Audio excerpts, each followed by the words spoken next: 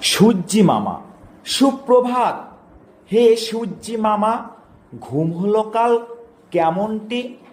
ওগো, তোমার ভয়ে চাঁদার তারা লুকোয় কেন এমনটি? দেখেছিলাম কালকে তুমি সাজের বেলায় শুতে গেলে। ওগো, কষ্ট কিছু হয়েছিল কি? খাট বিছানা কোথায় পেলে?